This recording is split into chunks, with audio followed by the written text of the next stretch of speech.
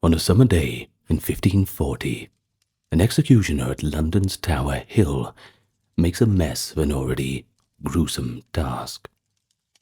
The victim was Thomas Cromwell, a powerful minister of Henry VIII, but the crowd's horror was not directed at the traitor's death, but rather the incompetence of the executioner. Contemporary chronicler Edward Hall recorded how Cromwell, quote, so patiently suffered the stroke of the axe by a ragged and butcherly miser, which very ungoodly performed the office. In an era when executions were meant to demonstrate the crown's swift justice, a botched beheading was deemed unnecessarily cruel, and not to mention quite unprofessional. The executioner's greatest offense, as suggested by Hall, was not the killing itself, but his failure to deliver a quick, clean end.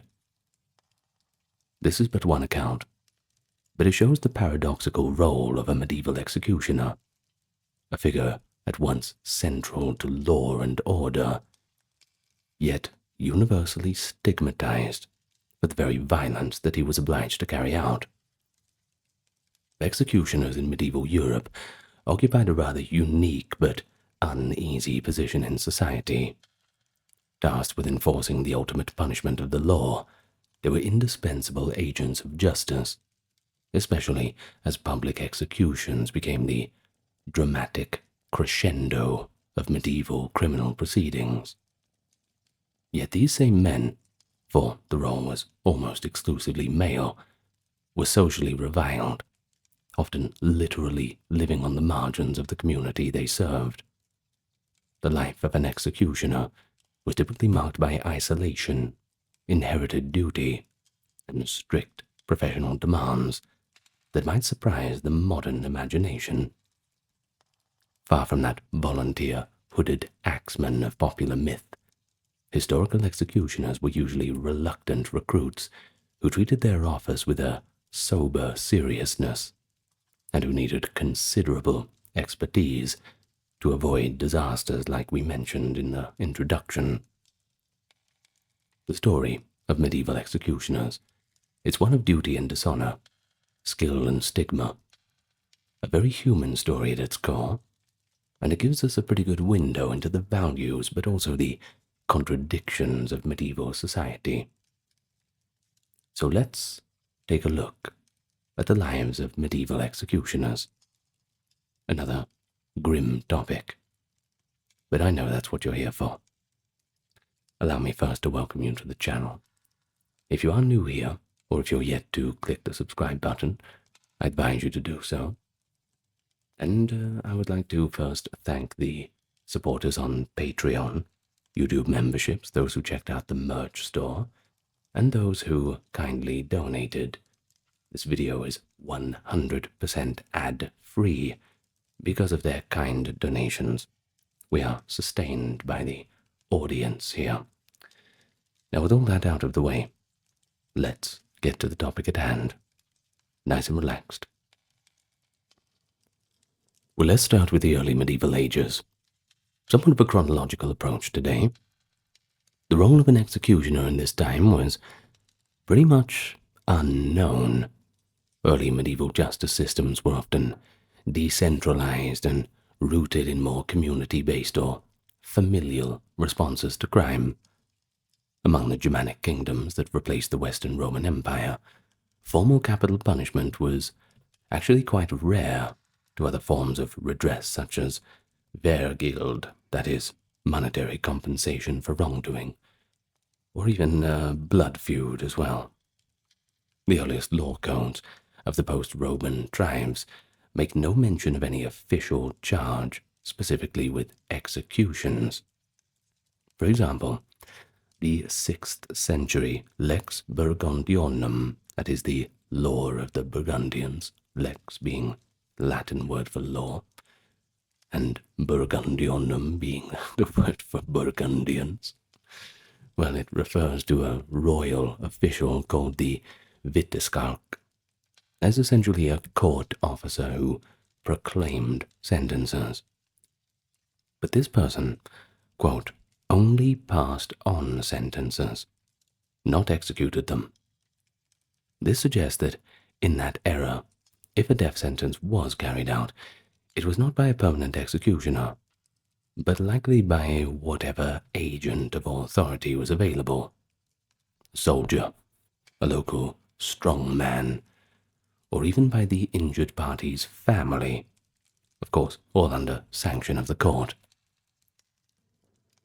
Ecclesiastical influence in early medieval Europe also played quite a role in the absence of a formal executioner's office. The Church advocated mercy and penance over bloodshed for much of this period, and trials by ordeal or combat were commonly used to simply let God decide a culprit's fate. When outright executions did occur, they were often military or political in nature. Let's just take one example, the battlefield execution of prisoners or the post-revolt massacres ordered by kings like Charlemagne. These executions were carried out by knights or soldiers, rather than by a designated professional. In Anglo-Saxon England, a convicted thief or murderer might be hanged, but the duty could fall to a local sheriff, or even to the accuser, or perhaps the victim's kin, following the ethos of personal retribution within this legal framework. In essence, the idea of execution as a full-time occupation had not yet come to existence. It was a still grim task, sure, but it was assigned case by case. On those occasions when an execution needed to be done, medieval communities sometimes resorted to creative coercion to find someone willing to act as the headsman. Chronic anecdotes hint that some early executioners were themselves unwilling participants. One notorious method was to recruit from the ranks of the condemned.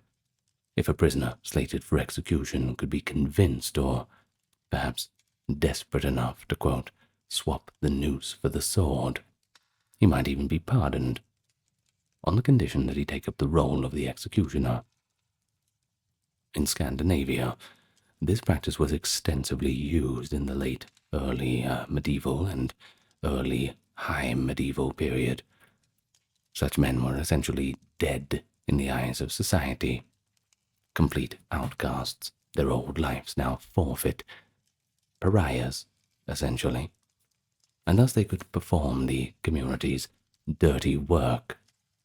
According to a Danish account preserved by the historian Hugo Matheson in 1470, that is on the cusp between the medieval and Renaissance period, a Swedish thief in Ardboga was standing at the gallows when he begged for mercy and offered to become the town executioner.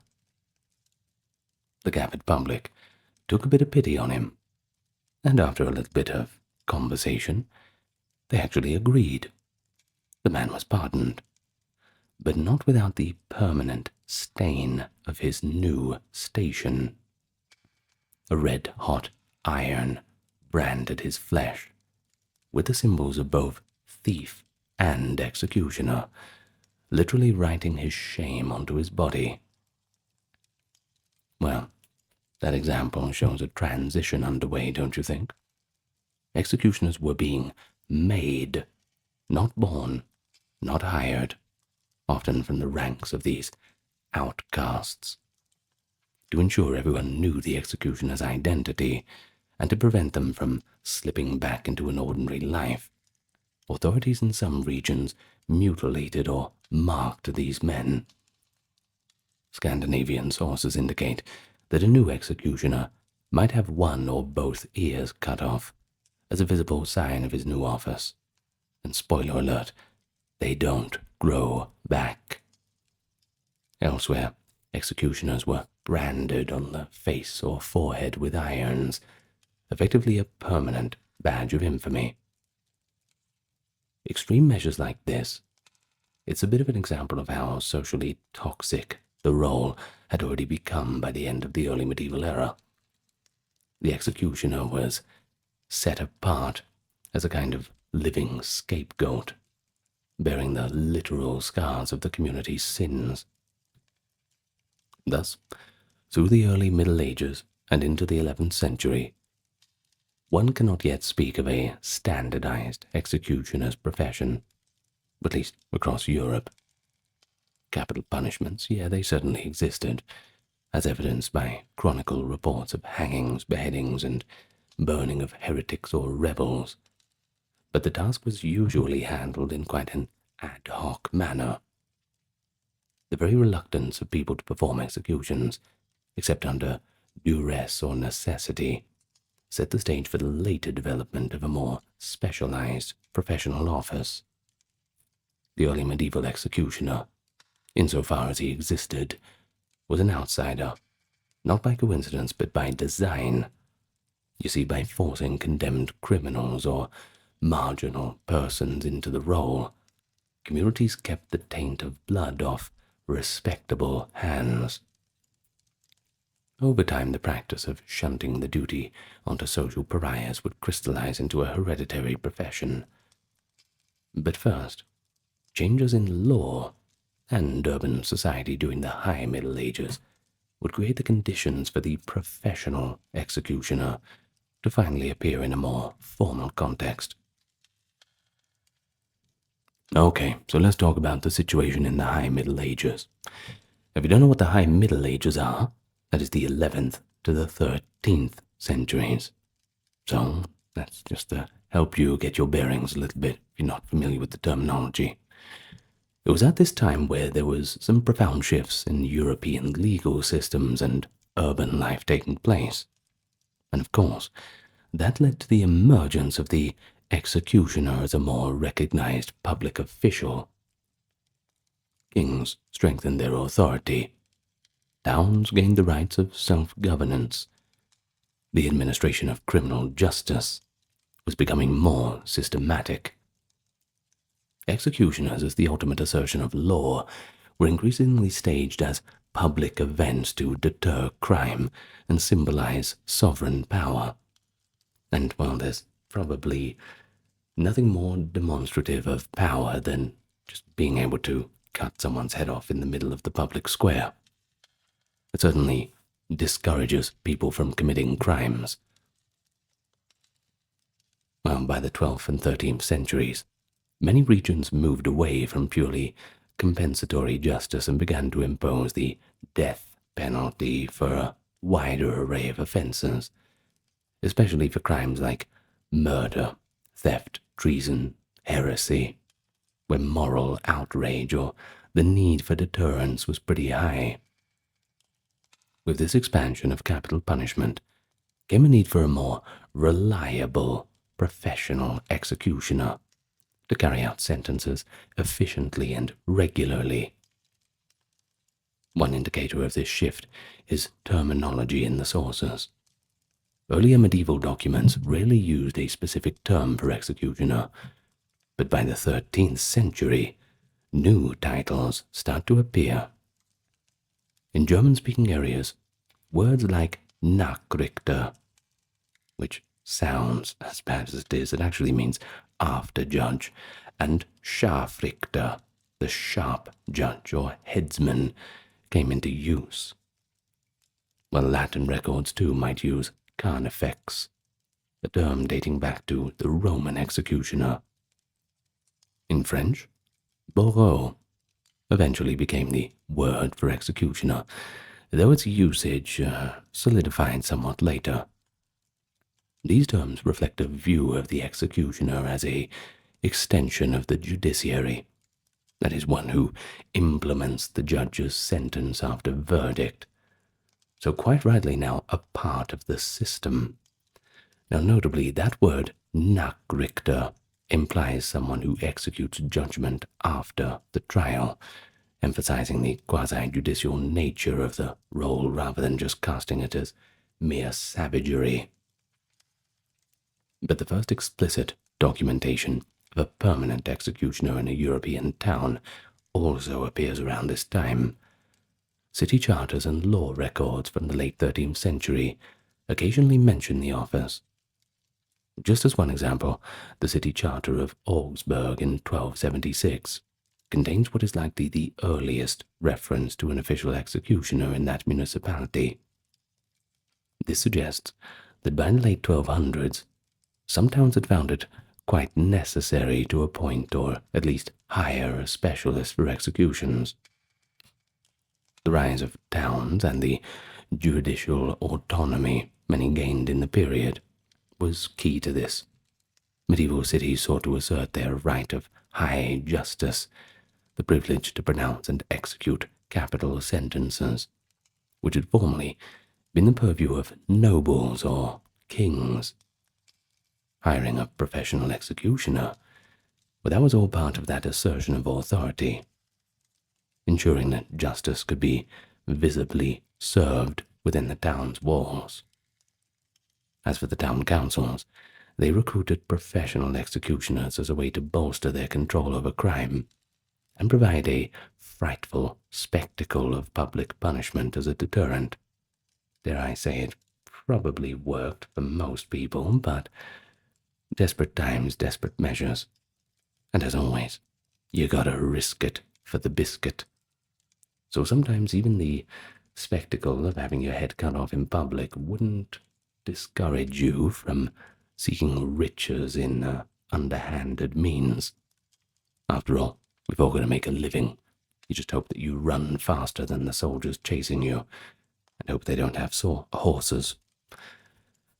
Well, in other words, as the urban centres grew and developed their own courts, the executioner's role evolved from a necessary evil to more of a civic necessity, albeit one carefully kept at arm's length. During the 13th century, new legal philosophies also contributed to this development.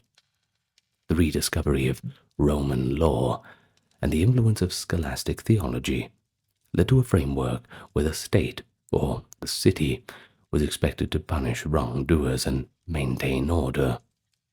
Executions were no longer ad hoc vengeance, but part of a more orderly process. Justice that had to be seen, to be done.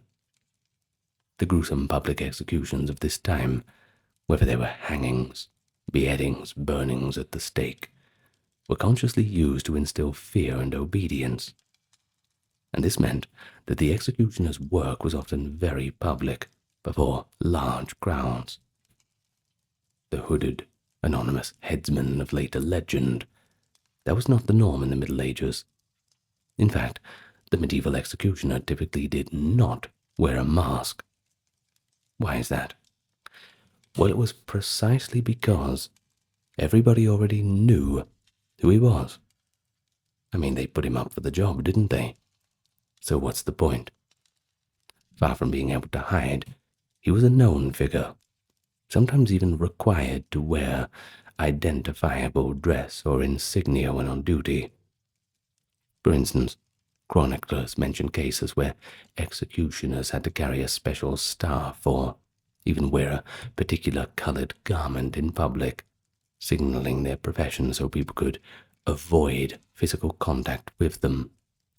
Untouchables of the European variety.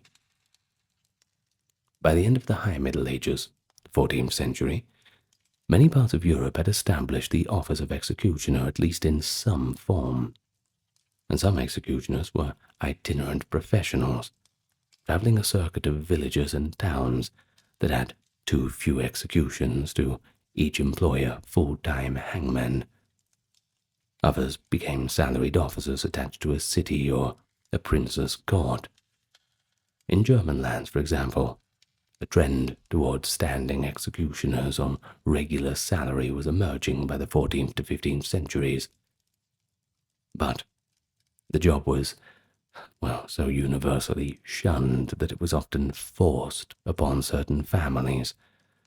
A common pattern was beginning. An executioner might be appointed from a criminal background or born into the trade, inheriting it via family ties, and then his sons and his sons-in-laws would succeed him. What started as opportunistic recruitment of anyone desperate or perhaps despicable enough for the task, solidified into more lineages of executioners. By the 13 and 1400s, the phenomenon of executioner families was noted across Europe. The occupation, though not legally hereditary, became de facto hereditary in many places.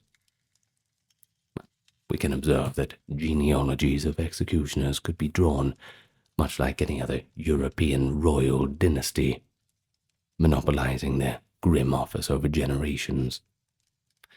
Yet even the role of professionalized executioner in the late medieval period, the ambivalence and stigma attached to it grew. In medieval moral hierarchy, certain trades were considered unclean and dishonorable, and executioners, well, increasingly they fell squarely into that latter category. Surprisingly, though, in early medieval times, in earlier times of the High Middle Ages, rather, the hangman's dishonor was not always sharply distinguished from that of other unpopular but needed professions. For example, let's look at butchers and tanners. They dealt with blood and animal carcasses, and because of that they were also viewed with a degree of ritual impurity, and even millers were sometimes regarded with suspicion for cheating customers. The executioner was initially just one among several unclean figures. However, as guilds and towns drew stricter lines of respectability in the late Middle Ages, executioners were increasingly singled out and pushed to the margins of civic life.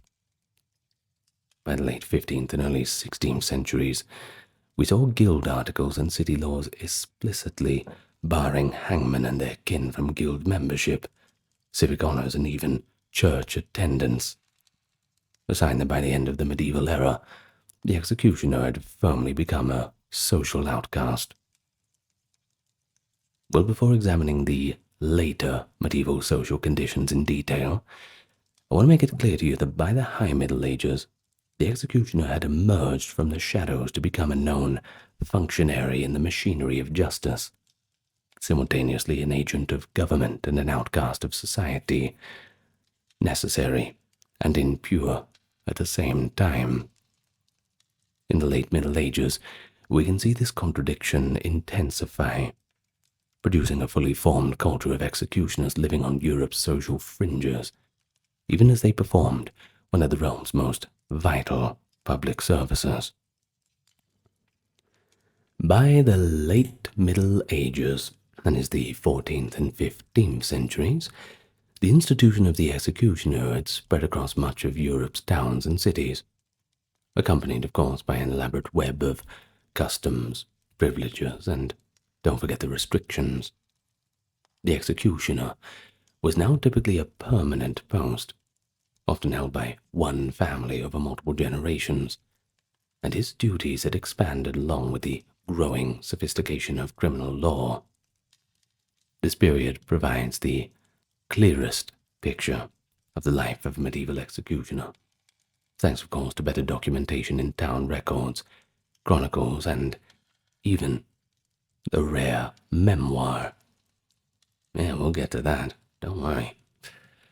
Well, in this era, executioners became paradoxically both more integrated but more isolated in society.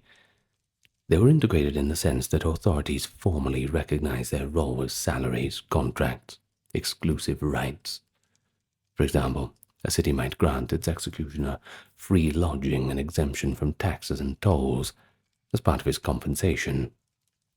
Not a bad deal, right? Well, some archival records show executioners being paid handsomely, and that's per task, by the way, so the more executions you would do, the more you would get. In the 13th century England, an executioner could earn about 5 shillings per execution. Doesn't sound like much, but it was equivalent to several weeks' wages for a skilled laborer. All you need is, well, 2 or 3 of them a month, and you're doing pretty good. By the 15th century, Fees of 10 shillings per beheading were recorded in some places, a considerable reward that reflected the importance and difficulty of the act. These payments and perks made the executioner economically better off than many commoners, and that's a fact that is not lost on contemporaries. In fact, we'll find a lot of them often resenting seeing a social outcast reap such financial rewards. Now, if you're a natural introvert, well, it might be a decent career move. And indeed, executioners in prosperous cities could become quite wealthy from their official duties, and a little bit of side businesses too. Because remember, if you were only getting maybe 2 or 3 executions a month, of course you'd be doing other things in the meantime, right? Why not open up a little tannery? Or even a brewery? Oh, there's so many options. Side hustles. I have a video about medieval business, if you want to look at that. And recently I did one about running a medieval tavern. That being said, I don't think anybody would be showing up to the executioner's tavern, though he could brew the beer himself, or the ale, wine, whatever it is, and then sell it on, but they'd probably be keeping it a secret where it's sourced from. Anyway, a bit of imagination there. Well, at the same time as all this, late medieval executioners were culturally and socially pushed to the margins harder than ever before. Wherever they served, they and their families were treated as if contagious moral impurity had clung to them. Like I said, proper untouchables. Let's look at France and the Holy Roman Empire. Executioners were typically barred from living inside the city walls. They dwelt on the outskirts, or just beyond the gate. A late 15th century ordinance in Burgundy, for instance, ordered that the executioner reside by the town's leper house, effectively associating him with those unclean people in a biblical sense. If an executioner had to enter the city, rules often confined his presence to what was necessary for his work. He couldn't just go in for a night out at the pub or anything. One chronicler describes how in some towns executioners could only come in on certain days, or they had to wear identifying.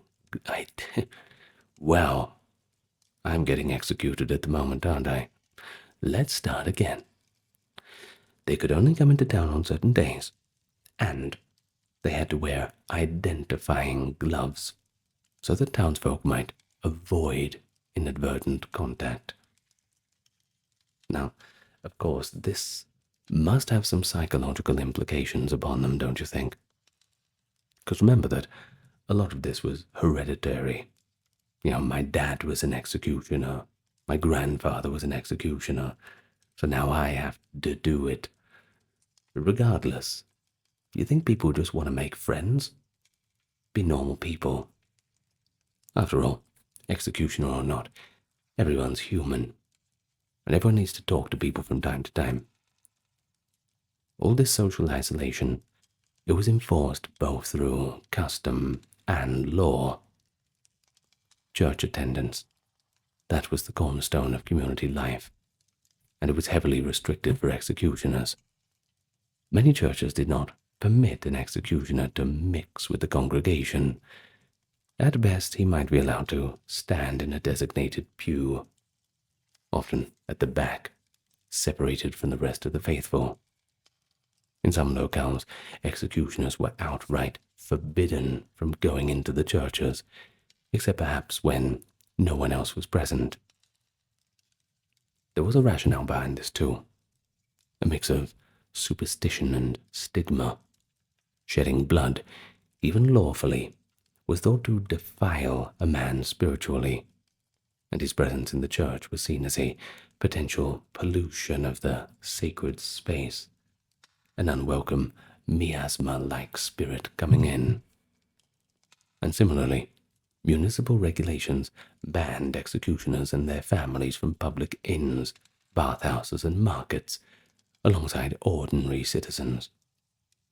The town of Memmingen in Bavaria famously passed an ordinance in 1528, a little bit after the medieval period, I know, but I want to mention it, that made it illegal for any citizen to sit at the same table or even eat with an executioner, even though the executioner was an employee of the town. Well, this merely codified what had been long common practice. Executioners often had to dine alone, and if they entered a tavern, others would keep a wide berth, or just get up and leave altogether. Pretty much like a leper coming in. But instead of this physical danger, it was more seen as a spiritual danger. You don't want to be around that kind of person. Late medieval society's treatment of executioners thus verged on that of untouchability, as we've mentioned. A vivid description of that comes from later folklore, but encapsulates the late medieval reality. If an executioner walked through a busy market, a kind of bubble of empty space would form around him, as people hastily moved away to avoid even brushing against his clothing. Simply touching an executioner was believed to bring bad luck, even moral contamination. So one can imagine the psychological burden on the executioner's children who found themselves shunned by their friends. Well, perhaps they weren't even their friends to begin with. Sometimes even refused admission to any schools because their father's infamous profession. Not good. Well, that being said, there wasn't that many places for them to go anyway. These were more church institutions that they were blocked out of when we say schools, things like that. So it's not surprisingly, executioner families tended to close ranks. They often lived together in small enclaves, and it became common for the children of one executioner to marry into the family of another. It just makes sense. By the late Middle Ages, endogamy, that is, in-marriage among executioner dynasties, was prevalent. Daughters of executioners marrying the sons of executioners, creating a self-perpetuating caste. Well, this was part practical. In part, I suppose. No other family would readily consent to such a match. But in part it was also cultural, as only someone raised in the milieu of that trade could fully understand the peculiar burdens and secret knowledge of the business. Several executioner dynasties in late medieval Europe began a lineage that would last well into the modern era. In France, for example, the Sanson family, though famous in the 17th and 18th centuries, traced its origins to an earlier tradition of hereditary executioners in Normandy. In Germany, records from the 1400s show certain families like the Meister Franz line in Nuremberg, or the Reinholder family elsewhere, dominating the office. This family nature of the work only reinforced the outsider's perception that the executioner were a breed apart, almost a tribe denied any civil status among the ordinary folk. Well, by 1500, the medieval executioner stood as an established, if uncomfortable, feature of society, recognized, tolerated, but importantly, never accepted. Well, having talked about all this and set the stage with how the role developed and how executioners were viewed by the late Middle Ages, we can get into the details. What was it like? The daily life, the daily work? Who were these men behind the mask, if any mask was worn at all? And what exactly did their job entail? How exactly did one become an executioner, and what skills were required? We've discussed that briefly, but we'll go into a bit more detail.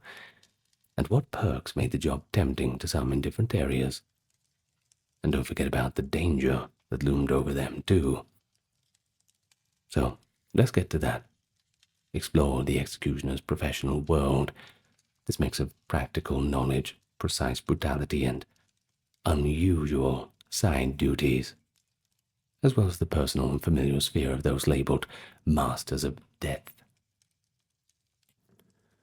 To the medieval mind, an execution was not just a killing, it was the ultimate legal ritual, carefully choreographed, a piece of public drama of justice and punishment. The executioner, as the central performer in this theatre, had to carry out his duties with a high degree of skill, even a bit of artistry, I suppose. Far from being an unskilled brute, the successful executioner in the Middle Ages was expected to be technically competent and mentally disciplined. His profession, reputation, and sometimes his life depended on it. The core duty, of course, was to execute sentenced criminals, by whatever method the law or custom prescribed. Medieval Europe knew a variety of execution methods, of course. Beheading, hanging, burning at the stake, drowning, garroting, breaking on the wheel. It's probably one of the worst ones. And then, of course, you got dismemberment. Well, you got a few more, depending on different places, but these were the main ones. I suppose it depends what you did, how much people didn't like you. Executioners needed to master multiple techniques too. Beheading was considered an honorable death, often reserved for those nobles or high-status offenders, and it required a great bit of skill with a sword or axe. In England, the headsman's axe was usually the main implement for beheading, whereas on the continent, especially in German and Italian cities, a long sword was preferred. We do have surviving examples of these executioners' swords, by the way, which are straight-bladed, two-handed swords without a point, since they were not for combat, but purely for cutting off heads. They were often engraved with pious or moralizing inscriptions, showing once again the solemnity of the act. A little bit later, but one 17th century's executioner's sword from Germany famously bears the inscription, "When I raise this sword, so I wish that this poor sinner will receive eternal life." Well, that's a bit chilling, isn't it? Even in delivering death, it seems the executioner should pray for the soul of the condemned, but it also reflects the executioner's self-image, not as a murderer, no, but as an instrument of divine and kingly justice. Just doing his job. Well, granting the condemned, of course, a chance to atone and receive eternal life, even as he's hacking away at the back of their neck. I suppose everything has to be seen in a theological context. But cutting off heads like this, that wasn't the most common method. At least for ordinary criminals, thieves, bandits, etc. Most of them were hanged, and of course that too had its own techniques. A medieval executioner had to know how to tie the noose and where to position the knot for a quick death. However, unlike the modern long drop hanging, medieval hangings often led to death by slow strangulation, unless the executioner or assistants pulled on the victim's legs to hasten death. Now that must have been a grim task. Sometimes it was done out of mercy, or even a bribe had been paid for a quicker end. Still not good, though. Well, we can't go past the burnings now, such as those of heretics or witches, particularly in the late medieval period. The executioner's role was to arrange the pyre, or often to strangle or otherwise kill the victim before the flames grew unbearable, if that was allowed. It sometimes was. Chroniclers do mention instances where a condemned person was secretly choked, or a bag of gunpowder was hung around their neck to ensure a mercifully swift death in the flames. In these acts, when they did occur, were usually thanks to an executioner's discretion, or perhaps a hefty payment from the victim's family, like we said, side hustles. The punishment of breaking on the wheel, like I said, gotta be the worst one, reserved for heinous crimes like aggravated murder by the late Middle Ages, involved the executioner smashing the limbs and bones of a living victim with an iron bar and then threading them through a wagon wheel. They would just hack away at your knees and elbows, any bones that they could find, pretty much just turning you into a bag of walnuts, if we want to use that terminology.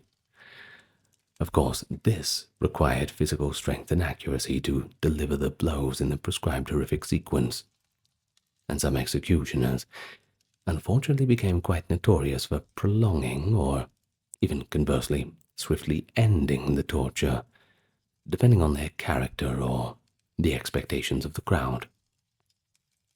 But no matter what the method, rather, professionalism was paramount. Authorities and spectators alike demanded that an execution be carried out smoothly, with minimal unnecessary suffering, beyond the punishment itself intended. A clumsy executioner who needed too many blows to decapitate someone, or who set a fire poorly such that the victim burned too slow, would face public anger. And in some regions, the standards were actually codified. Let's look at some German towns first. They often had an informal 3-strike rule for beheadings. If the headsman failed to dispatch the condemned in 3 strikes, the crowd might literally take his life too in place of the victim's. Though, that being said, I think the victim would probably be bleeding out already over time, so it's pretty cold comfort for them. While this was not usually written law, it was a well-known folk custom. It's been noted, too, that in some of these German towns, an executioner was permitted 3 times to get the job done before he was grabbed by the crowd and just thrown on the block himself. Likewise, in France, a botched execution could lead to a riot.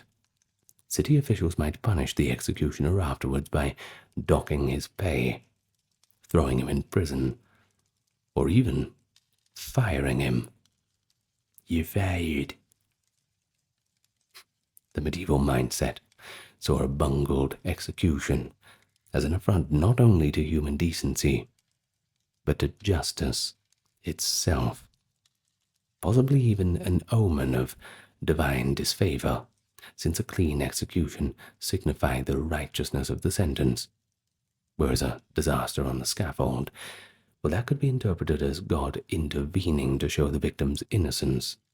And this is why executioners honed their craft so assiduously. They didn't want any mistakes making them look bad. So what about training? How'd that start? Well, like with most things in the Middle Ages, you had to go through an apprenticeship, often from father to son.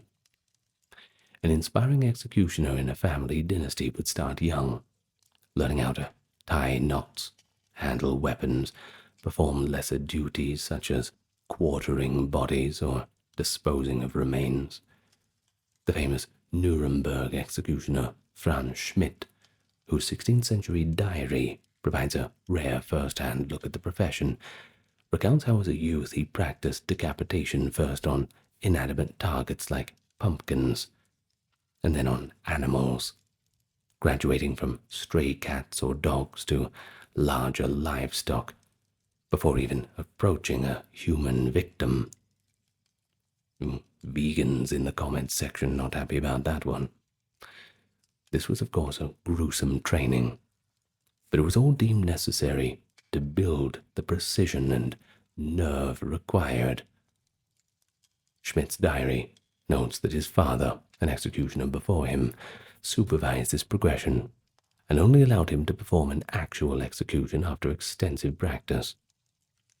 Such apprenticeships could last years, ensuring that by the time the new executioner took up the sword or the rope in his town, He was as prepared as he could possibly be. But executioners were also responsible for torture during interrogations. Now that is a grim task. I think that's more grim than the actual executions, to be honest. Medieval and early modern courts frequently used torture to extract confessions or information, and of course, all that dirty work fell to the executioner. The aspect of the job further required a detailed knowledge of how much pain a human body could take without dying, knowledge that you only got through experience. Practice makes perfect, I suppose. Devices like the rack, thumb screws, or the strappado might be employed on the executioner under a magistrate's orders. Now, just quickly, the rack, we know that as the stretching of the limbs. It would dislocate all your limbs, essentially. Not good. Thumb screws, basically these big things they would put over your thumbs and screw down these, well, screws, I suppose, and eventually would penetrate your thumbnails and, well, you can imagine in your head how that would be problematic. Then we have the strappado that I mentioned. Right, so put your hands behind your back, okay? At the back of your chair, your hands together. Now imagine that they're tying a rope on your wrists, and then that rope is attached to a sort of hoist. And then, of course, they are hoisting your body up and sort of like putting you back and forth, up and down in the air. Of course, arms are not meant to move that way. So you can imagine, quite chillingly, I suppose, this is the best way for me to explain it to you, how your shoulders would eventually dislocate, and, well, your body would not deal well with this. Those were the three main methods. Of course, it paints a grim picture, doesn't it? It contributed to an unexpected skill set. Executioners became, in a sense, experts in anatomy and also trauma, understanding how to relieve or inflict suffering. And indeed, contemporary accounts and later analysis reveal a striking irony. You see, executioners often possessed medical knowledge that rivaled or even exceeded that of licensed physicians of the day. By necessity, a headsman knew how to swiftly sever joints or arteries. A torturer knew how to resuscitate a fainting prisoner, or treat a wound to keep someone alive for further questioning. So over generations, this practical anatomy translated into an informal surgical tradition within the executioner families. By the late medieval period, it was not unknown for an executioner to double as a healer or bone setter for his community. One of the few services he could provide that did overcome social barriers, because even those who shunned him socially might secretly seek his help when desperate. But think about it. If you're a little 8-year-old boy, fallen over or something, you've dislocated your shoulder, and your mother tells you, quick, go to the executioner's house. I don't think you'd be too keen. A little nervous, perhaps. Well, of course, let's move on. There is one historian, Hanel Glamatela, who observes that executioners had, quote, fundamental knowledge of human anatomy, and even exhibited uncommonly high literacy rates for people of their class, since they needed to read court orders and keep records. Some executioners compiled remedy books or had apprenticeships in rudimentary medicine. An unexpected side hustle again. There are also documented cases of late medieval and early modern executioners acting as healers. For example, a 1579 license issued by King Frederick II of Denmark formally granted Anders Fremont, the executioner of Copenhagen, the right to set bones and treat old wounds. so pointedly forbidding him from treating recent injuries, likely so he wouldn't compete with regular surgeons. Well, regular surgeons, I'm guessing they weren't inviting him out for drinks either. There was another Copenhagen executioner, Andreas Liebknecht, became so renowned for treating venereal disease around 1695 that he even wrote a medical book on the subject. Now, these are later examples, but they do stem from a trend that was already visible in the 15th century. People might avoid the executioner in the marketplace, yet if they had a persistent ailment or a dislocated limb, the executioner's door would be knocked on in secret. Franz Schmidt himself wrote in his journal that he treated hundreds of patients, far more than the number of people that he executed.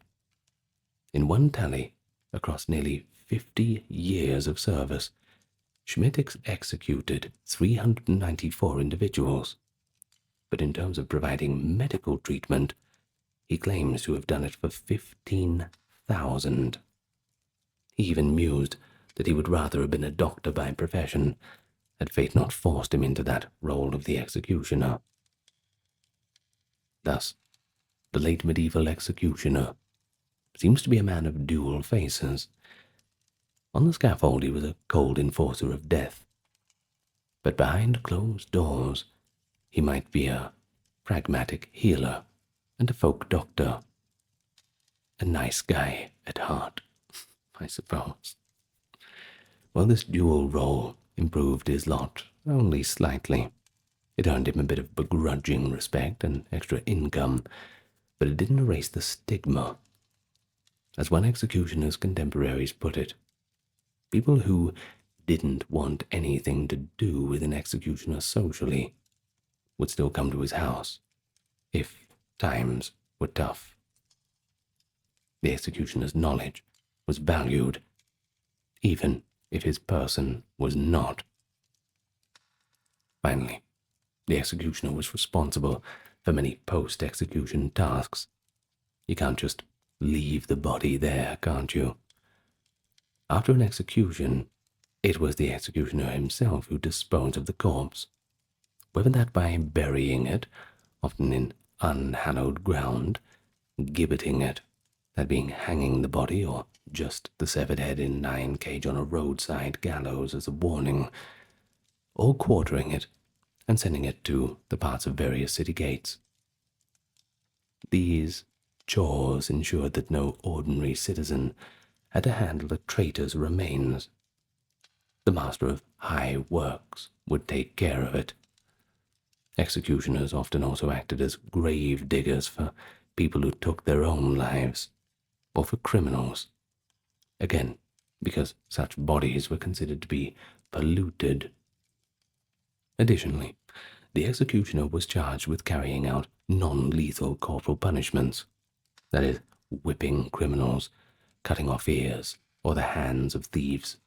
Where such sentences were given, this wasn't universal, and also branding people, a pretty ironic task, given that many executioners bore brands themselves. And then there was also escorting offenders during shame punishments like public pillorying or parading. Now, the pillory is a different word for the stocks. You know, when they put your head and arms in the wooden block and people throw tomatoes at you and all the rest. Well, if they had tomatoes were not native to Europe, but they would throw something at you, or just hurl insults. Well, in many cities, the executioner became a general specialist in all the dirty work of the community, a role that the French came to call les basses ouvriers, the low works. I hope I said that right. Could have French people in the comments yelling at me. I'm trying to improve, really. Anyway, these tasks included being the knacker, removing and flaying animal carcasses, the cesspit cleaner, and even the street cleaner for filth that others would not touch. And the logic was simple. Since the executioner was already polluted by death, additional filthy jobs could be assigned to him without newly tarnishing an innocent soul. Late medieval records from France and the Low Countries and Germany all indicate executioners had exclusive rights to certain unpleasant tasks with hidden profits. For instance, only the executioner could clean the city latrines and cesspools, but he had the right to keep any valuables he found in the sewage. I know, right? It still doesn't sound good. Similarly, any stray dog caught could be taken to the executioner for culling, and he might collect a fee or a bounty for each. Animal carcasses in the streets, they were his to collect too, and with them he gained the animal hides, meat, and bones to sell. Why the bones? Well, bones were often rendered into glue or fat, and that was a common byproduct. Medieval stuff, you know. In a sense, the executioner was a one-man public works department for all those jobs deemed too foul or spiritually corrupt for anyone else to handle. One particularly interesting duty was that in some areas the executioner had a kind of oversight over other outcasts. He could be put in charge of regulating the women of the night, if you know what I mean. Lepers and gamblers, the fringe populations of medieval society. In the 16th century Troyes in France, for example, the executioner was allowed to collect a tax from women of the night, 5 sous, once from each new worker, and of course from lepers he would take a liard, a small coin. Anyone who entered the city was subject to that. This bizarre arrangement basically made him the sovereign of the underworld. It put a bit of extra money in his purse, while reinforcing his symbolic position of the lord of society's lowest, the prince of the poverty line. In other places, executioners were tasked with expelling vagrants or driving lepers out of town limits when plague or fear of contagion arose, and they often maintained the brothels or gambling houses too on behalf of authorities, since interacting with those kinds of people was considered defiling for most citizens. But the hangman's moral status could hardly sink any lower by doing so. In all these duties, the executioner had to balance on a knife edge, performing essential functions, yet reinforcing his own infamous reputation with each task. It is little wonder that executioners developed a certain pride in their work as a counterweight.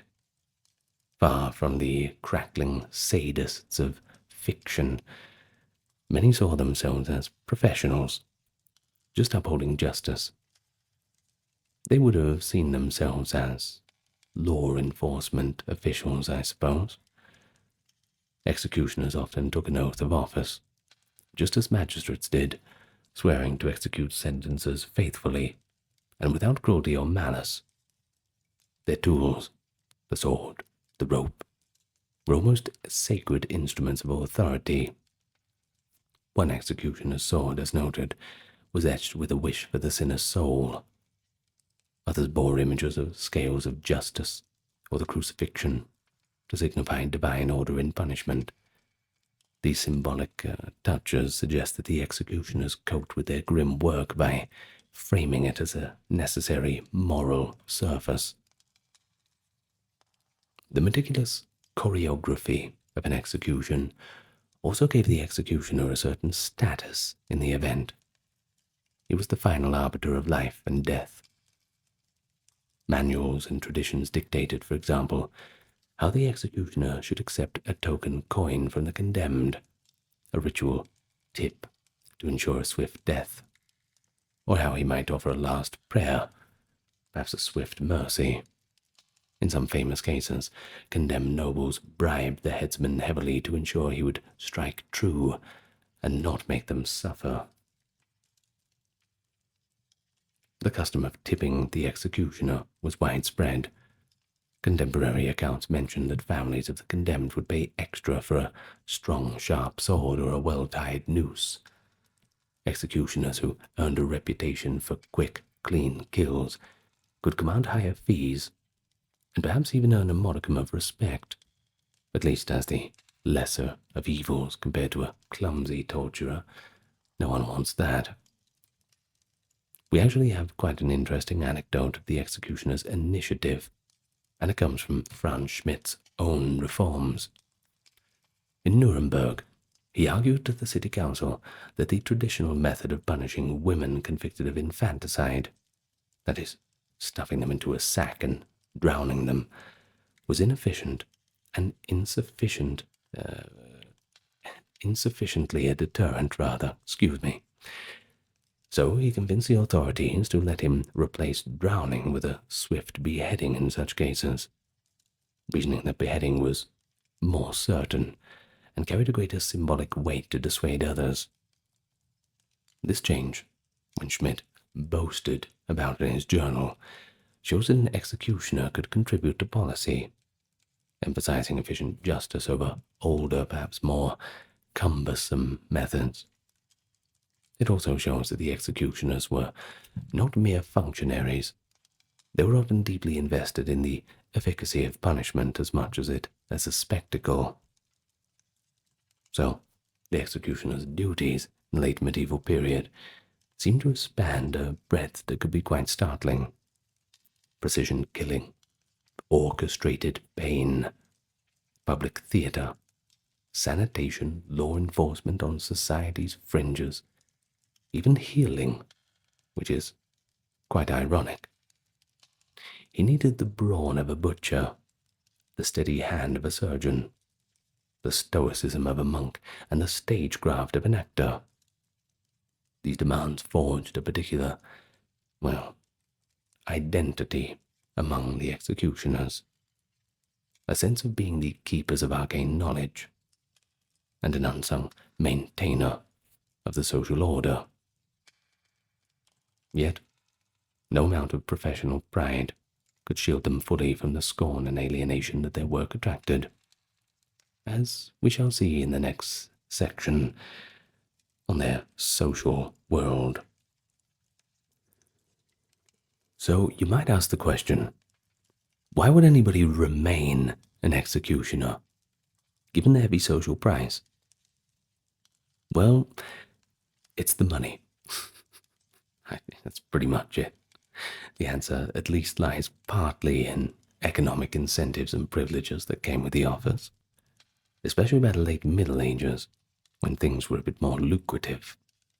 Rulers and town councils understood that to keep an executioner on the payroll, they had to compensate for that stigma.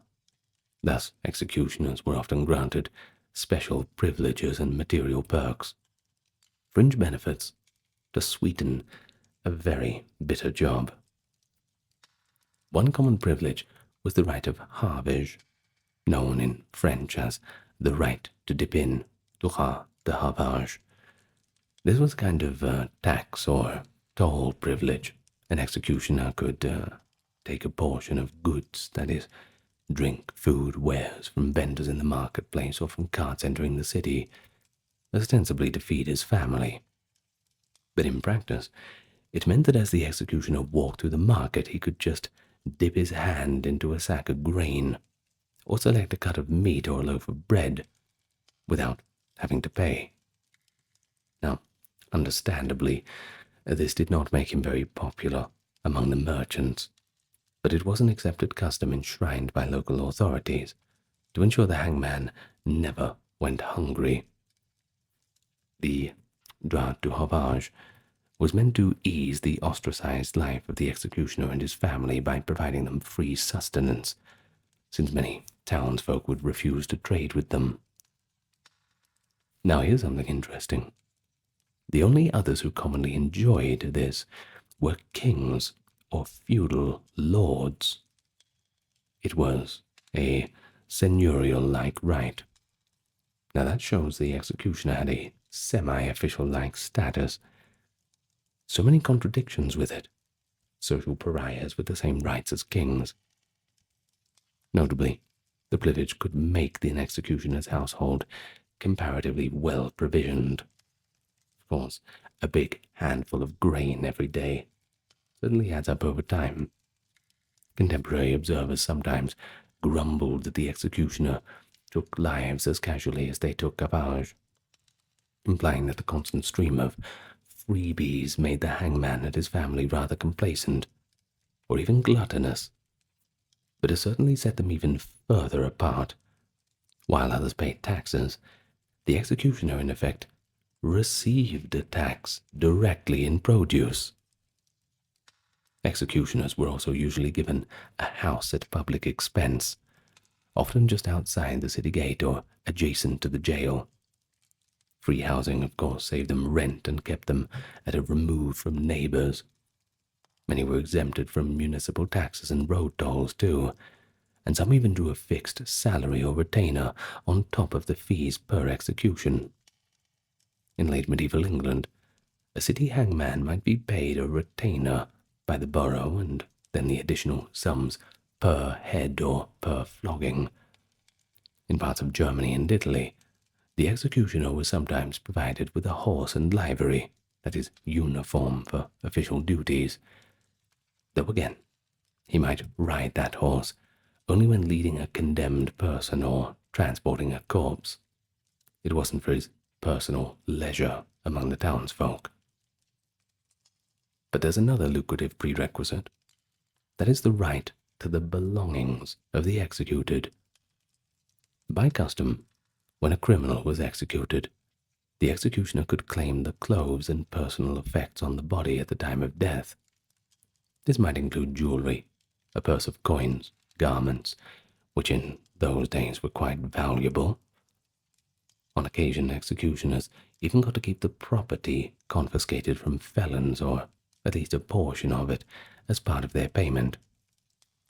This was quite likely more if they were heretics, because, for example, if a heretic's goods were seized, as they often were, the hangman might be entitled to some furniture or a cut of the auction proceeds. Of course, this varied widely by locale, but it adds another incentive. The more people they executed, the more potential spoil for the executioner. It is worth noting, however, that executioners were not generally seen as doing it for justice or profit. In fact, it wasn't them who decided what kind of jobs they would get. Well, more of a principled executioner would typically take no joy in extra executions. At least, he would act like he wouldn't take any joy in it. Nonetheless, these rights could accumulate into a tidy source of income. The side jobs that we described were also sources of profit. Being a knacker or animal disposer meant that the executioner could sell hides, tallow, and meat. Cleaning latrines could bring quiet payments from the city or guilds who contracted him for that unpleasant task. Driving out lepers and vagrants could be monetized if towns paid a bounty for each person removed. Collecting fees from brothels or gambling dens, essentially an extortion sanctioned by authorities, lined the executioner's pockets even further. But perhaps the most poignant perk, if it can be called as such, was a kind of job security and social acknowledgement that came with being the necessary villain. By virtue of their feared status, executioners often navigated spaces closed to others. For example, bandits and criminals would not harm an executioner, it was said, because they knew that one day they might need his merciful hand to finish them swiftly. There are also folk tales of outlaws tipping their hats to the hangman as a strange, professional courtesy. Also, an executioner had the ear of the authorities to some degree. After all, he dealt regularly with judges, sheriffs, even princes who employed him for more delicate tasks. The proximity to power sometimes allowed a clever executioner to petition for favors. The case of Franz Schmidt provides an example. After a long and distinguished career in Nuremberg, Schmidt petitioned the emperor in 1617 to restore his family's honor and remove the hereditary stain of dishonor from his children.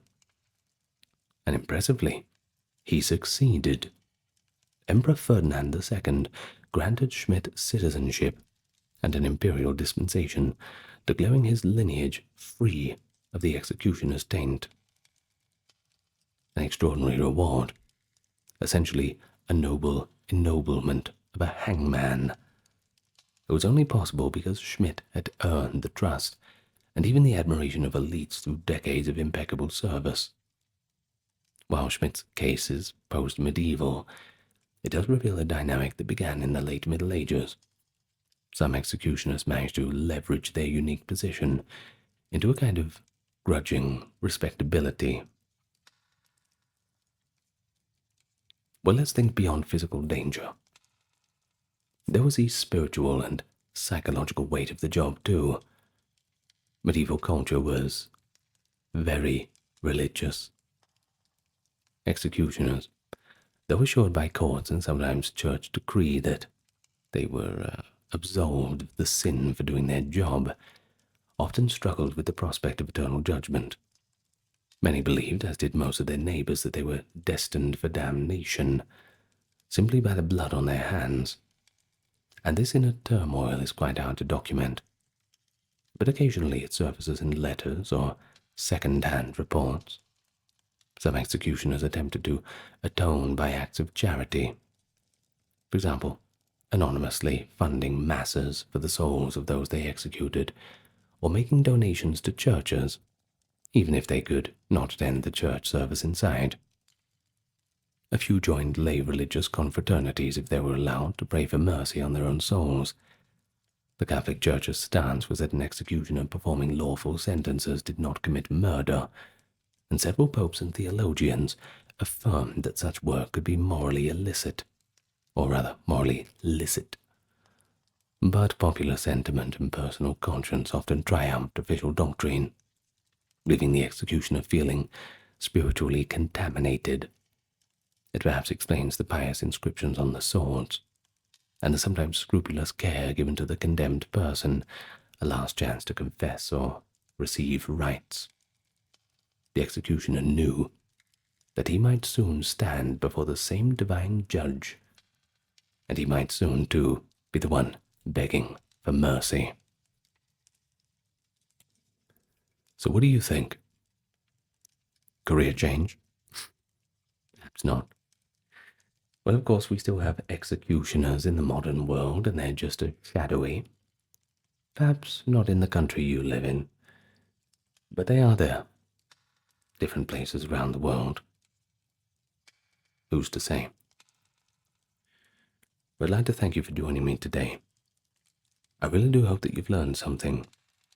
Or if you've just came here to relax, I hope that this has provided some kind of ironic peace to you. Now let me thank the top-tier patrons and supporters. Kimberly, Christine, Sally, Ember, Susan, Cameron, Legitmus, Charlene. Oh, I lost where I was. Oh, there it is.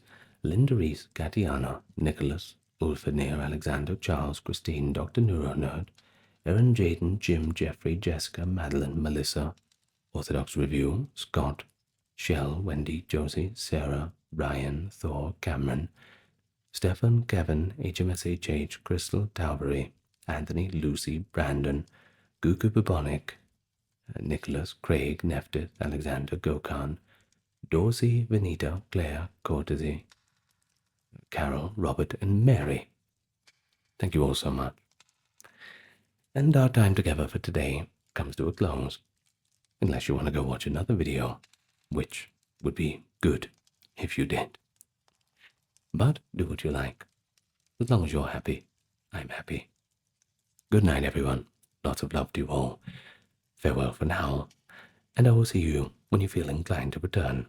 You know where I'll be, right here on YouTube, waiting for the next adventure. Good night.